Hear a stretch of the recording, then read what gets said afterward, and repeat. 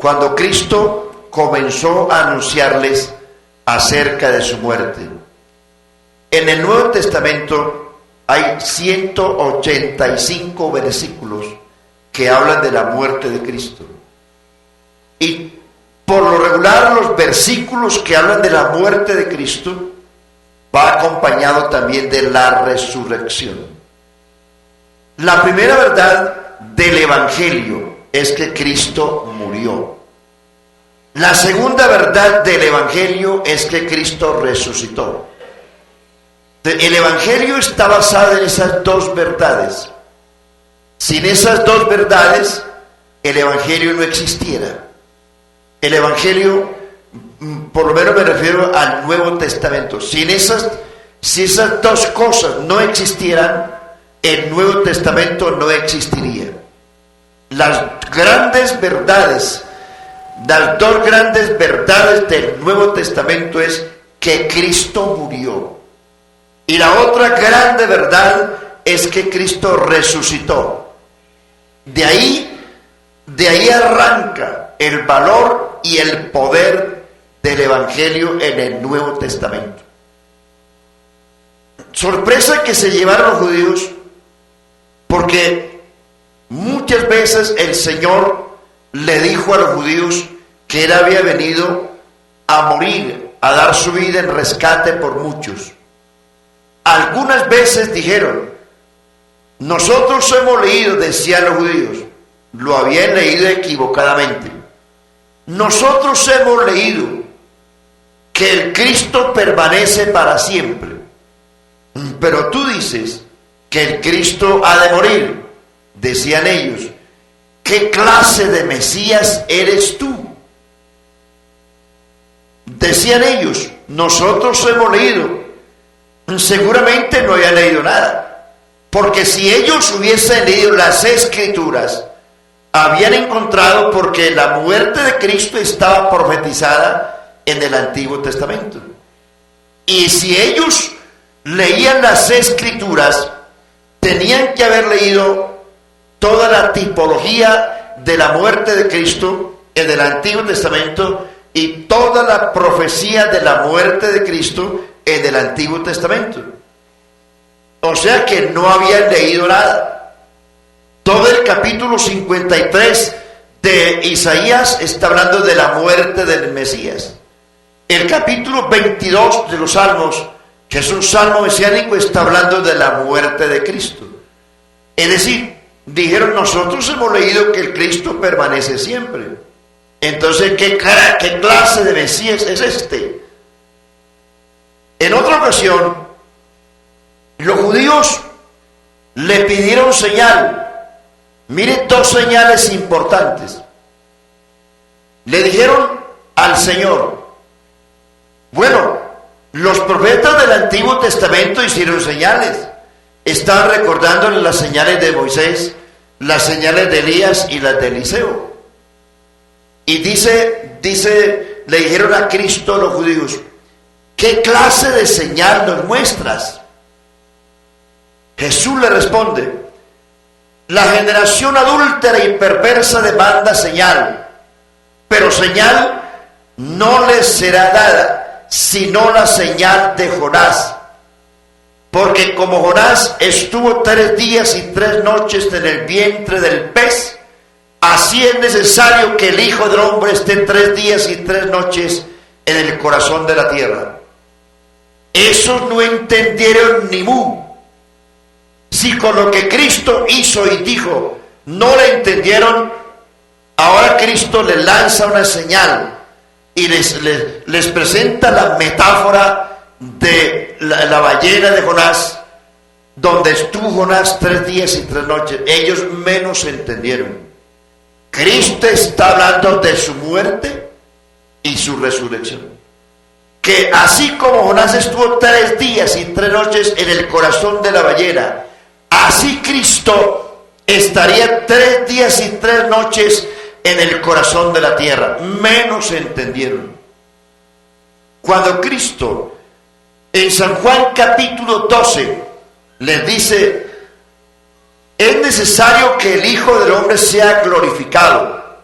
Dice, ha llegado la hora en que el Hijo del Hombre será glorificado.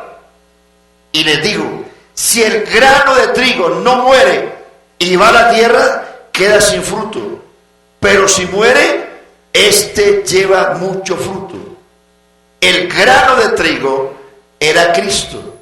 Ese grano de trigo tenía que ir a la tierra. Está hablando de su muerte y resurrección. Y si ese grano moría, llevaba fruto. Si no moría y era puesto en la tierra, no llevaría fruto.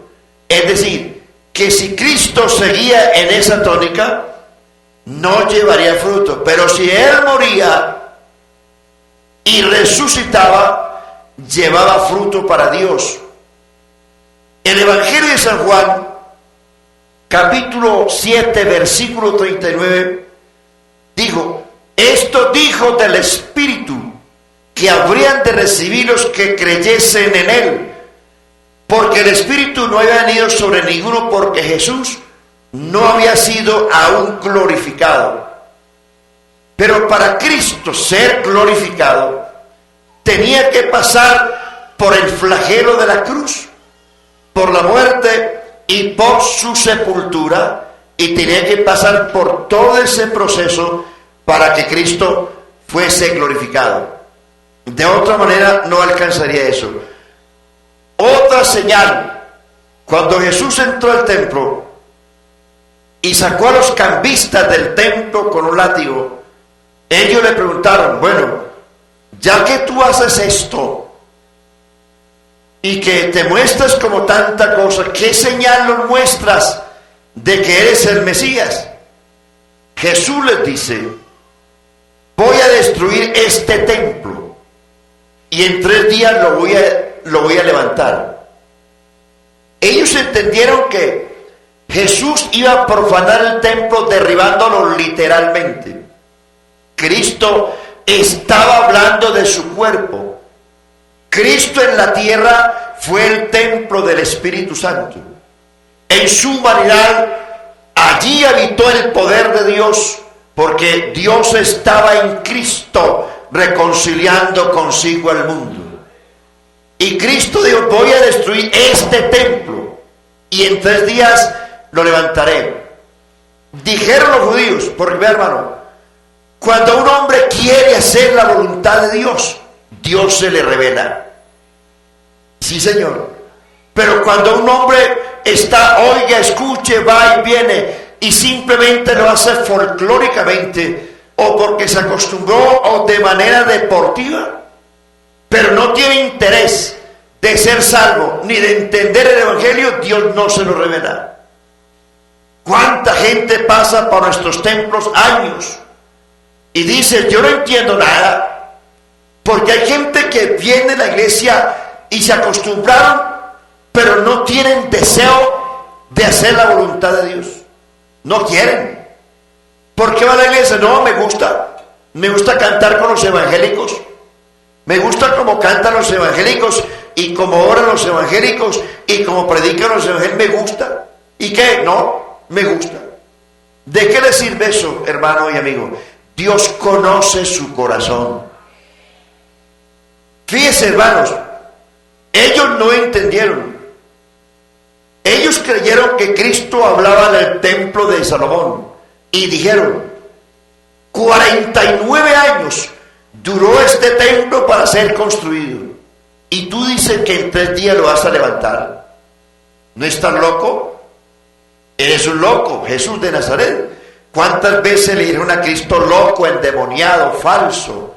Muchas veces, porque la doctrina que Cristo enseñaba no se acomodaba al pensamiento de ellos.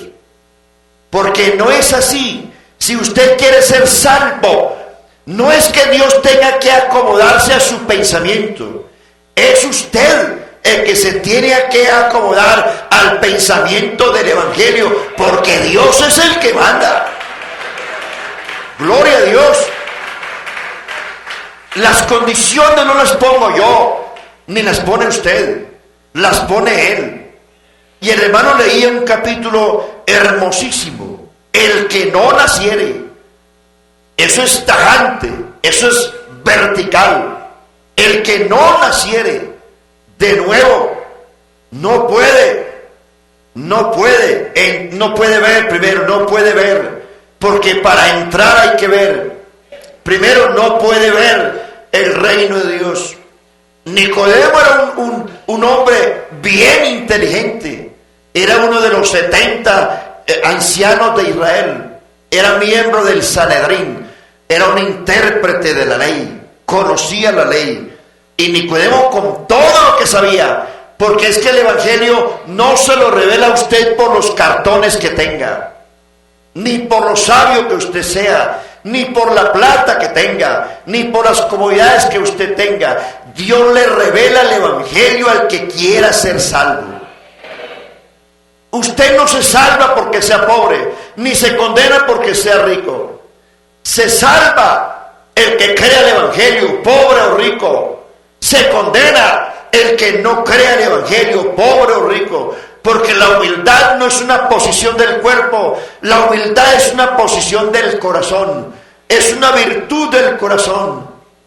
Usted puede mostrarse ante el mundo como el más pobre de la comuna y mostrar y decir que yo me voy a salvar porque soy el más pobre, pero en el fondo ser un orgulloso, petulante, prepotente. La humildad no está en el vestido, la humildad no está en las sandalias rotas. La humildad es una virtud del corazón, es una obra del Espíritu Santo en la persona y no es un asunto externo.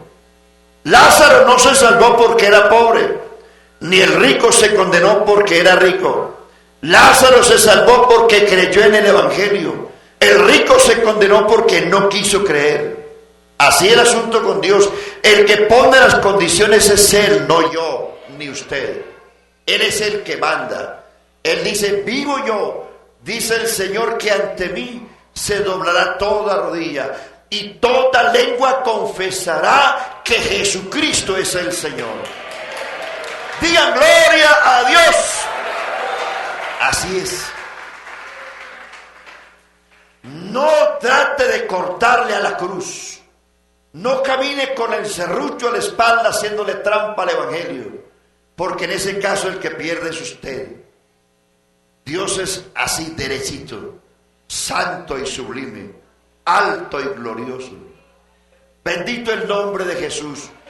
Entonces esa señal les dice, ellos dijeron, bueno, este tipo quiere profanar el templo. Y ante Pilato lo acusaron de profano. ¿Y qué fue lo que hizo? Mira, él dijo que iba a destruir el templo de Salomón. Eso es una profanación. Pero Cristo no habló de destruir el templo de Salomón. Él habló de destruir su cuerpo, su templo. ¿De qué está hablando? Estaba hablando de su muerte. De su muerte, destruir este templo, o sea, su cuerpo. Aleluya, está hablando de su muerte. Y dice, y en 3 días lo levantaré. Está hablando de su resurrección. ¿Por qué, hermanos y amigos? Porque Cristo dice él, yo tengo potestad de dar mi vida y tengo potestad de volverla a tomar. A mí nadie me la quita. Yo de mí mismo la doy, de mí mismo. A Cristo no lo mató nadie. Cristo se entregó voluntariamente. Gloria a Dios, ni la divinidad lo entregó. Él se ofreció en el huerto del Getsemaní. Fue donde se presentó la prueba más difícil. Cuando Él se presenta en el huerto con la carga de pecados de la humanidad. Cristo entró al Getsemaní como sumo sacerdote. Y en el Getsemaní se convirtió en el más grande pecador de la humanidad. Allí recibió toda la carga, la inmundicia del pecado. Y desde ese momento Cristo se convierte en el Cordero de Dios que quita el pecado del mundo. Dios estaba en Cristo. Dice el que no conoció pecado, por nosotros se hizo pecado, para que nosotros fuésemos hechos justicia de Dios en Él.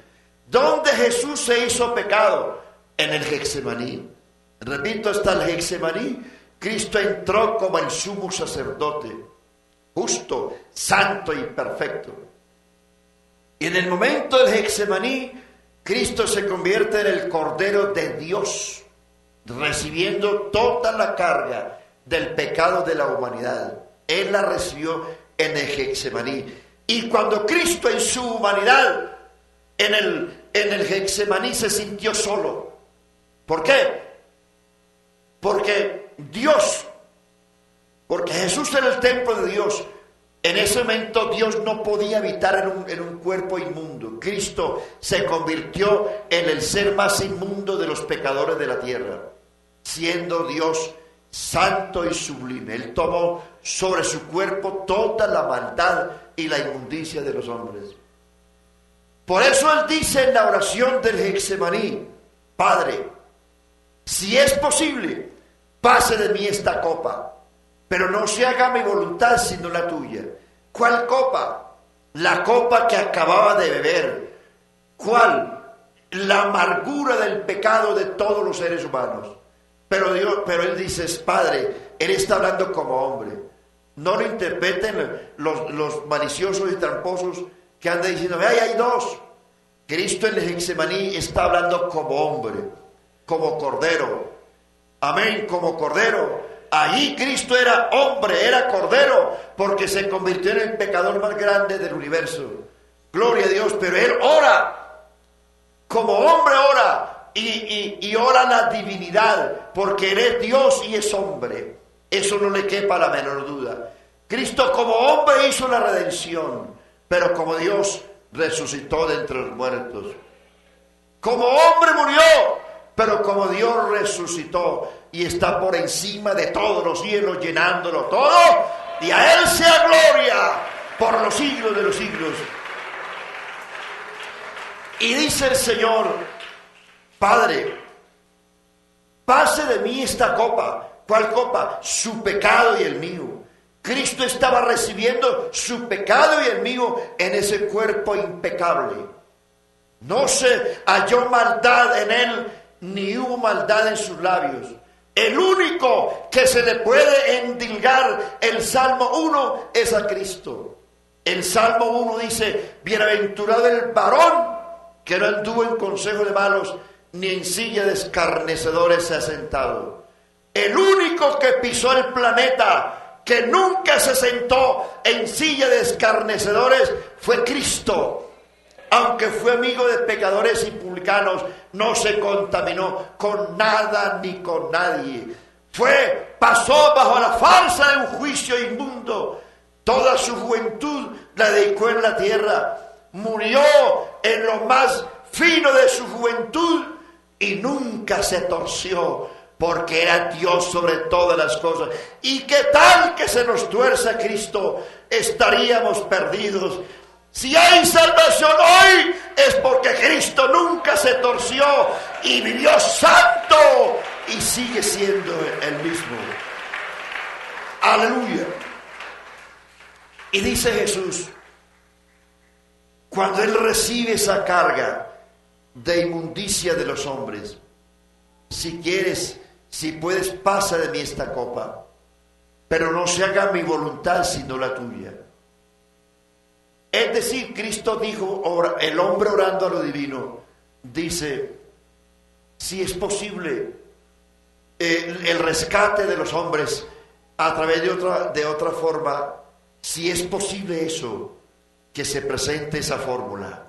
Pero la divinidad le responde: sacrificio y ofrenda no quisiste, mas me preparaste cuerpo.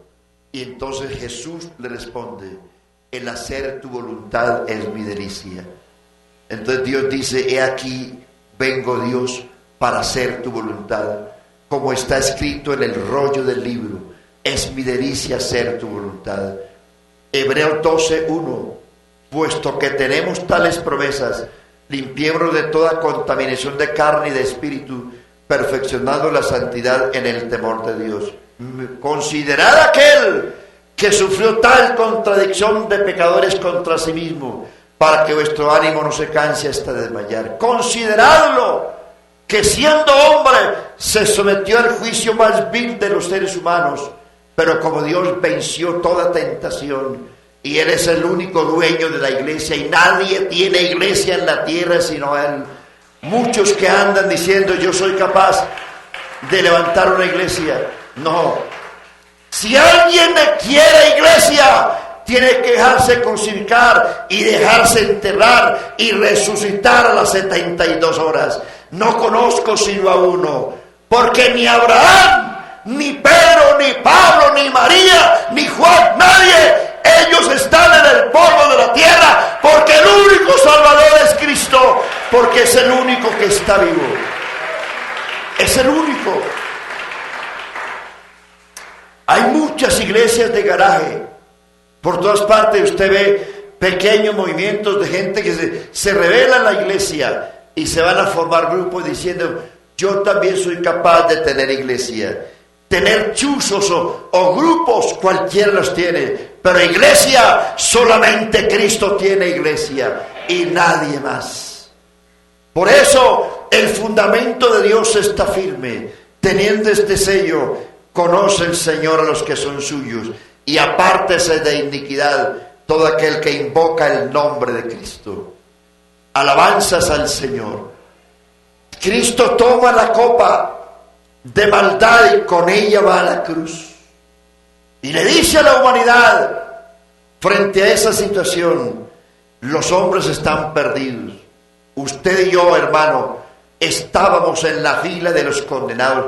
Ni uno se iba a escapar. Ya la sentencia de la ley, el veredicto de Dios estaba ya sentenciada. El juicio estaba hecho. La Biblia dice, la paga del pecado es muerte. Gloria a Dios. Esa era la sentencia. La paga del pecado es muerte. Usted y yo, como todos los seres humanos descendientes de Adán, estábamos en la fila de los esclavos y de los condenados. No había nada que hacer.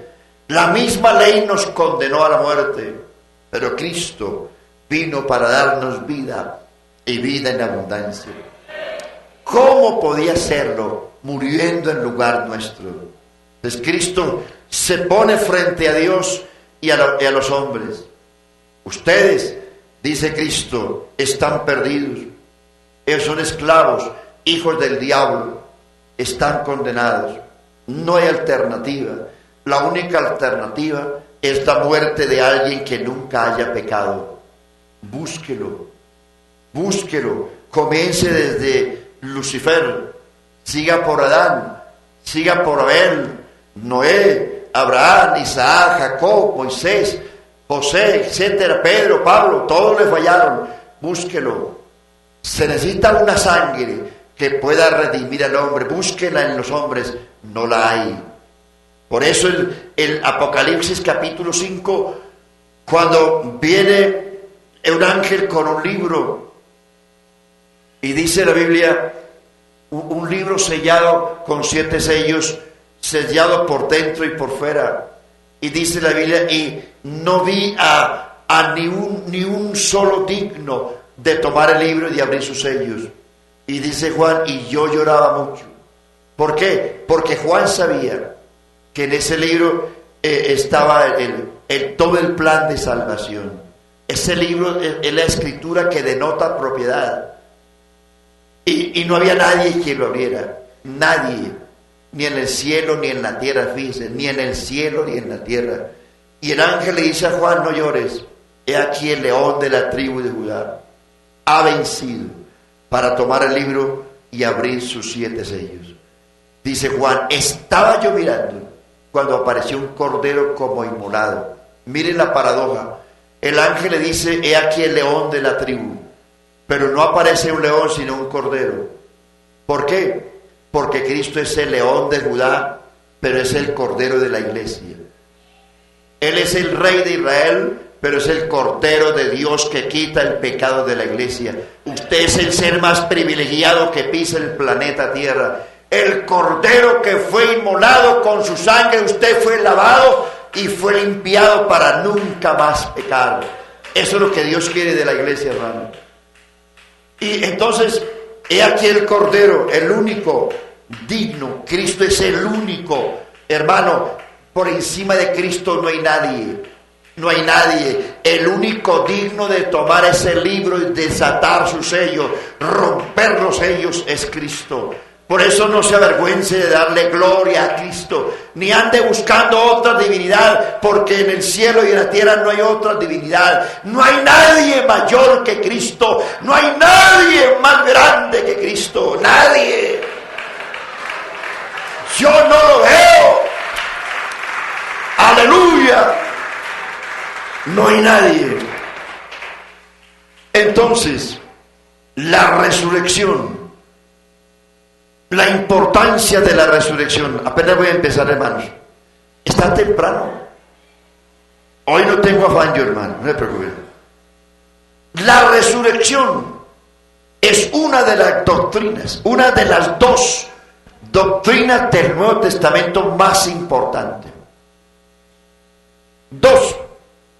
La resurrección es sobre el fundamento sobre el cual la iglesia está edificada.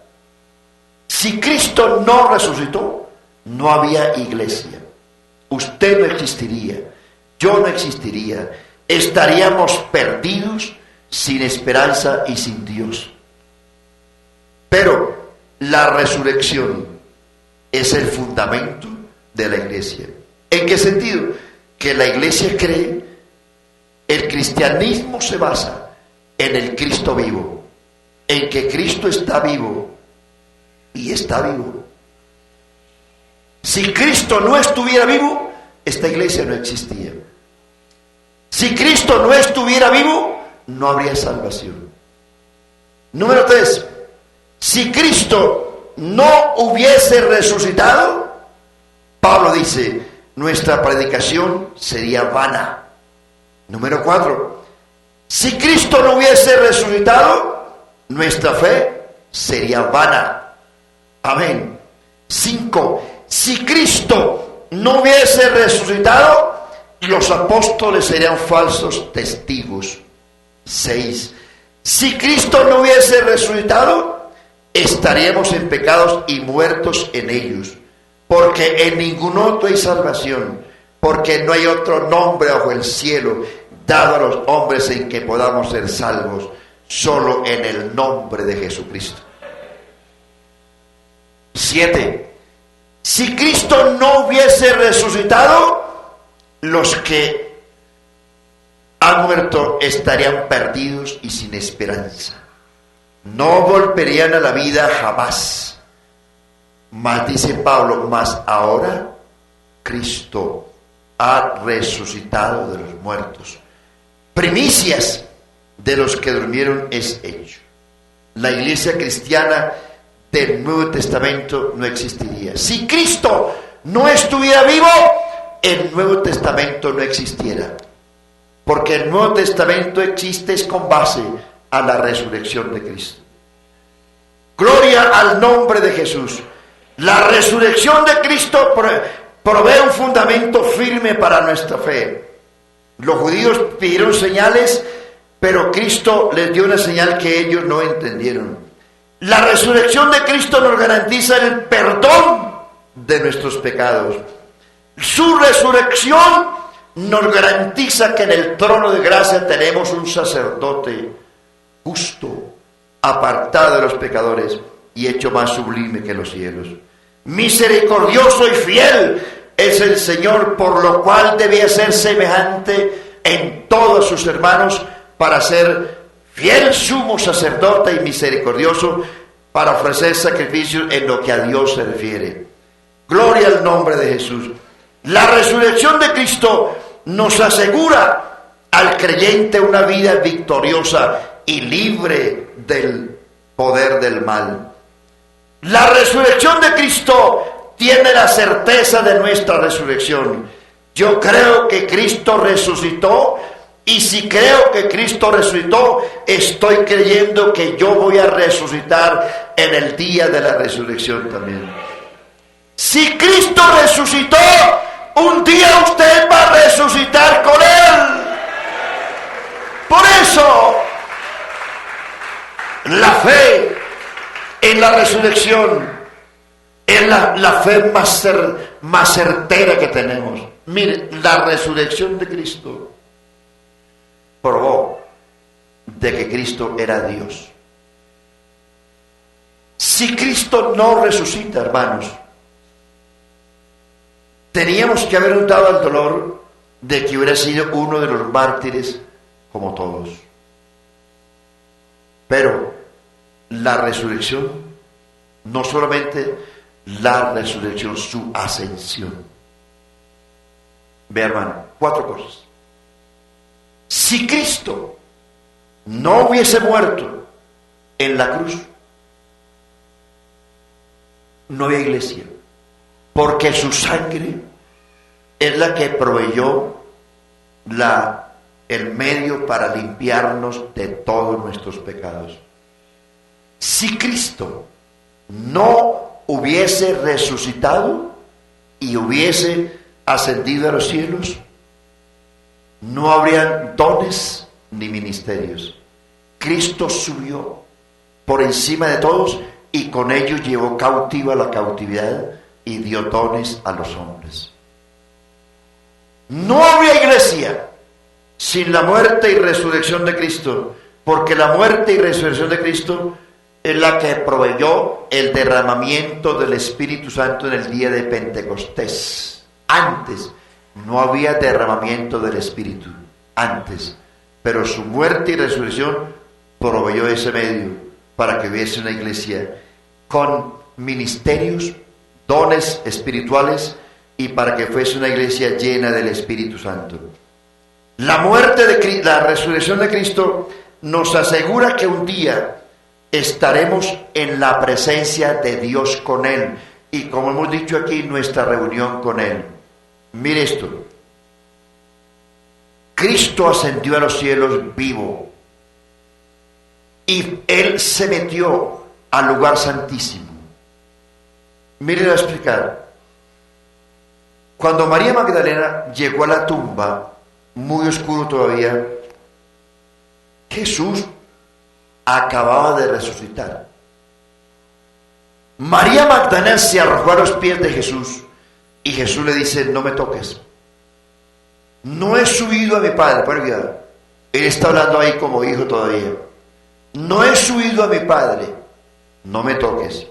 Ve y di a mis hermanos que nos veremos en Galilea. Bueno, ¿cuál es la situación? Vamos a mirar la tipología del Antiguo Testamento. El sumo sacerdote del Antiguo Testamento tenía que entrar al lugar santísimo, como dije esta semana noche, entrar con una ofrenda al lugar santísimo y esperar que Dios le diera señal de que ese sacrificio fue aceptado. Tenía que esperar esa señal. Cristo es el sumo pontífice, no es una tipología. Cristo es el real sacerdote, y Él no solamente es el sacerdote, el que ofrecía la ofrenda era el sacerdote, pero la ofrenda siempre era un cordero. En este caso, Cristo es ambas cosas, el que ofrece y Él es la ofrenda y el oferente, el sacerdote y el cordero. Eso es Cristo, sacerdote y cordero. Como sacerdote, Él se ofreció voluntariamente, como ofrenda se ofreció voluntariamente, y como sacerdote ofreció la ofrenda en la cruz. La cruz simbolizaba el altar de bronce del Antiguo Testamento, señalaba una tipología que era la cruz. En el altar se ofrecían los sacrificios. En este caso, en la cruz se ofreció el cordero, y quien lo ofreció fue el mismo sacerdote llamado Cristo. Cristo era en la cruz el sacerdote, el oferente, y en la cruz era el cordero, la ofrenda. Entonces Cristo mismo toma su propia ofrenda. ¿Cuál es su ofrenda? Su propia sangre. Vea, tan hermosa y tan limpia es la sangre de Cristo, que es la única sangre que estuvo por aquí, que hoy está en el cielo. Eso indica que la sangre de Cristo no es la sangre de Adán, ni la sangre de María, ni la sangre de José. Una sangre que el Espíritu Santo preparó Y es con la única sangre con que el hombre puede ser limpio. De resto no. Dice que Cristo entró. Cuando Él resucitó, tenía que ir como sacerdote al lugar santísimo, que era el cielo mismo. Ya no existía existía en la tipología, pero en la realidad el lugar santísimo no existía. Pero Cristo, como el ofrente, lleva su sangre como la ofrenda y penetra, traspasa los cielos. Dice que Él traspasó los cielos y entró al lugar santísimo, dice Pablo, es decir, al cielo mismo, dice, con su propia ofrenda. Por eso Cristo ascendió a los cielos 2 veces. Primero como sumo sacerdote a llevar su ofrenda. Y en el cielo su ofrenda, que es su sangre, ha sido aceptada. Es el único medio, hermano, en el cual la iglesia es lavada, es limpiada, y es el único medio en el cual Dios ve a una iglesia purificada. No hay otra razón. No hay otra razón. Aleluya. Mire, la sangre de Cristo es su ofrenda. Y por eso le dice a María: no me toques. No he subido a mi Padre. Dice, iba camino al cielo, no al templo. El cielo, el tabernáculo era una tipología de Cristo y del cielo. Cristo fue a llevar como sumo sacerdote la ofrenda que Él mismo proveyó. Y entró, dice Hebreos, entró al lugar santísimo con su propia ofrenda. Hermano, le repito, en el cielo hay una ofrenda. Allá en el lugar santísimo está la sangre de Cristo, puesta en el lugar santísimo. Y Dios lo mira a usted y me mira a mí a través de esa sangre. Esa sangre es la señal, aleluya, que el Padre de las luces, en el cual no hay mudanza ni sombra de variación, lo mira a usted. Por eso Dios a usted no lo mira ya como un pecador, sino como un hombre redimido, como una mujer redimida. Usted ya no es un pecador cualquiera. Usted es un hombre y una mujer redimidos. Y esa sangre en el lugar santísimo es la señal o el blindaje a través del cual Dios lo mira a usted. Satanás lo juzga a usted todos los días, pero Dios le dice: han sido lavados con la sangre del Cordero. Satanás le dice: pero mira, son un montón de pecadores. No importa, la sangre de Cristo los limpia de todo pecado. Hay poder en la sangre de Jesucristo, hermano. Entonces, Cristo viene a la tierra después de que deposita su ofrenda en el lugar santísimo. Viene otra vez y se para en la tierra y reúne a los discípulos y les dice: muchachos, toda potestad me es dada en el cielo y en la tierra. Les dice: ahora todo lo que el diablo le quitó a Adán, yo lo recuperé. Cuando Adán pecó, Dios no perdió nada. Él nunca pierde nada.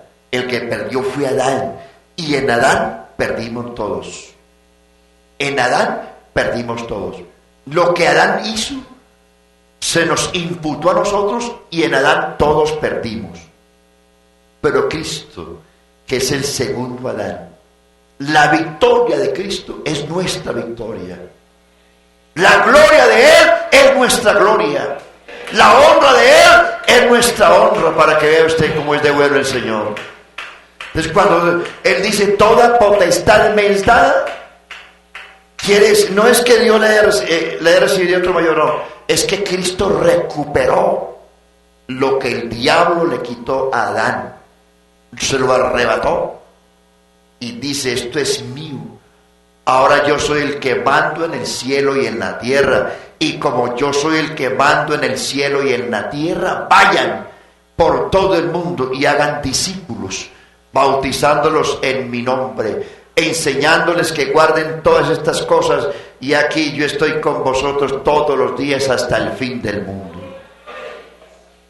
Y por eso el Salmo Apocalipsis 5 dice: al que está sentado en el trono sea la gloria, el imperio, el poder, la alabanza, la sabiduría, las riquezas, la majestad, los reinos. A él sea la gloria. Dijeron los 24 ancianos. A esos 24 ancianos se unieron millones de ángeles. A esos millones de ángeles se unieron miles de millones de criaturas en la tierra. A esos miles de millones de criaturas en la tierra se unió la creación. Dice: y a todo lo creado que está en el cielo y en la tierra y debajo de las aguas, oí decir al que está sentado en el trono. 2 veces lo dijeron: al que está sentado en el trono sea gloria, honor, alabanza, sabiduría, riqueza, majestad, imperio, por los siglos de los siglos, porque suyos son el poder, la gloria, la majestad, porque Él es, aleluya, aleluya. Y vea este salmo. Entonces, cuando Jesús regresa al cielo otra vez, que viene, está 40 días aquí con los discípulos y los doctrina esos 40 días. Después de esos 40 días Jesús vuelve al cielo. Ya no como el Cordero, ya no como el sacerdote, porque ya había subido como Cordero llevando la ofrenda y como sacerdote presentando la ofrenda. Ahora 40 días después sube, ya no como Cordero, sube como el Rey de la gloria. El Salmo 24, que es un salmo mesiánico de la exaltación de Cristo. El Salmo 113 dice: ¿quién como Jehová, que se humilla a mirar a los hijos de los hombres? ¿Cuándo se humilló Jehová? Cuando se hizo hombre. El Salmo 47 dice: subió Jehová con poder, al sonido de trompeta subió por encima de todos los cielos. Y el Salmo 24 dice: alzad puertas vuestras cabezas, y alzaos puertas eternas, y entrará. Ya no iba como Cordero, ya iba como el Rey de la gloria. Iba una manada de ángeles acompañándolo, porque dice que una nube de ángeles se lo llevó. Y en el cielo había otro contingente de ángeles que preguntaban: ¿quién es este Rey de gloria? Los que lo acompañaban decían: Jehová de los ejércitos, Él es el Rey de la gloria. Y como los de arriba quizás no entendían, porque se quedaron maravillados, los que lo acompañaban volvieron a decirlo 2 veces. Cuando en la Biblia se repite siempre 2 veces, porque es ciertísimo. De cierto, de cierto. Noten usted que Cristo siempre utilizó la palabra de cierto, o en verdad, en verdad. Es decir, es real 100%. De los ángeles que lo acompañaban decían, ya la segunda vez: noten ustedes eso: alzado puertas, abrido puertas vuestras cabezas, y alzados puertas eternas, y entrará. Si el Rey de gloria, si los ángeles pedían que se abrieran las puertas para que entrara el Rey de gloria, era porque había salido. ¿Cuándo salió el Rey de gloria de allá? Cuando se hizo carne y estuvo aquí en la tierra. Él salió de allá sin dejar de ser Dios. Él estuvo en la tierra sin dejar de ser hombre, sin dejar de ser Dios. Él fue hijo sin dejar de ser padre. Él se hizo débil sin dejar de ser el Dios fuerte. Se hizo siervo sin dejar de ser el Señor. Aleluya. Se humilló sin dejar de ser el gobernante y el soberano de los reyes de la tierra. A su nombre, gloria. Entonces, vuelven a preguntar los ángeles: ¿quién es este Rey de gloria? Los que lo acompañaban agregaron algo más: Jehová, el fuerte y valiente, Jehová, el poderoso en batalla. Esa frase no la dijeron antes.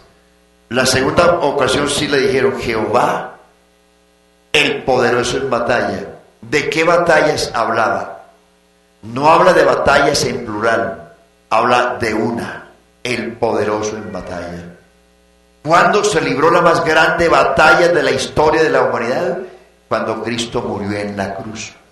La cruz es la batalla más grande que se haya podido librar en este planeta Tierra, porque la cruz es la esperanza de salvación de todos los términos de la tierra. Y gracias a esa obra preciosa, hoy podemos decir que tenemos salvación y que vamos a una patria celestial, gracias a su muerte y resurrección, porque Cristo vive. ¡Aleluya! Entonces, ¿qué es lo que tenemos hoy en el cielo? Para el universo, Él es el Rey de la gloria. Para usted y para mí, Él es nuestro abogado e intercesor. ¿Gracias a qué? A que Cristo vive. Cristo vive. Yo tengo un Dios muy grande, maravilloso ese. A ver, ayúdeme a cantar ese coro, por favor, hermano. Colóquese de pie. Aleluya. ¿Para cuántos Cristo vive esta tarde? ¿Está seguro? ¿Por qué? Primero, porque lo perdonó. ¿Usted siente el perdón de sus pecados? Segundo, porque Él ha sanado su cuerpo. Tercero, porque usted lo ha sentido en el culto muchas veces.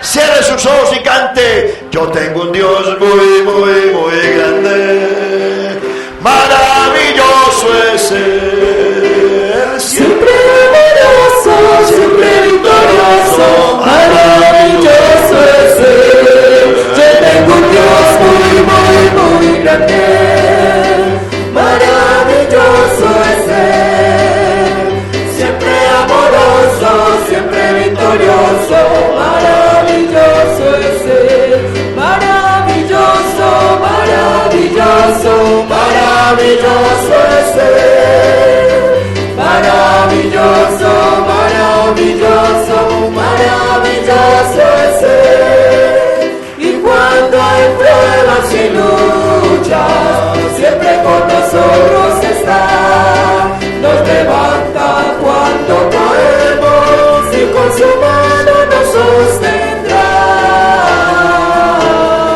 Yo tengo un Dios muy grande, maravilloso es Él, siempre amoroso, siempre victorioso, maravilloso es Él. Yo tengo un Dios muy grande, maravilloso es Él, siempre amoroso, siempre victorioso, maravilloso es Él, maravilloso, maravilloso, maravilloso es Él, maravilloso, maravilloso, maravilloso es Él.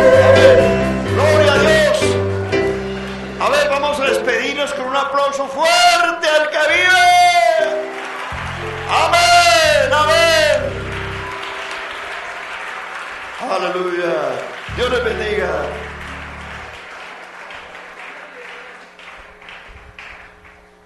Yo tengo un Dios muy grande, maravilloso es Él, siempre amoroso, siempre victorioso, maravilloso es Él. Yo tengo un Dios muy grande, maravilloso es Él, siempre amoroso, siempre victorioso, maravilloso es Él, maravilloso, maravilloso, maravilloso es Él, maravilloso, maravilloso, maravilloso es Él.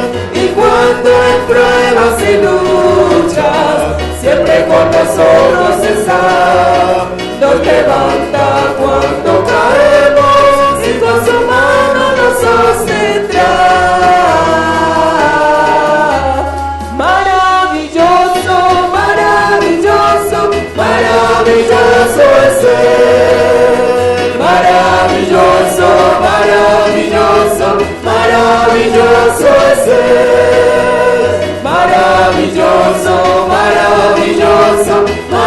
maravilloso es Él. El mundo necesita conocer a Dios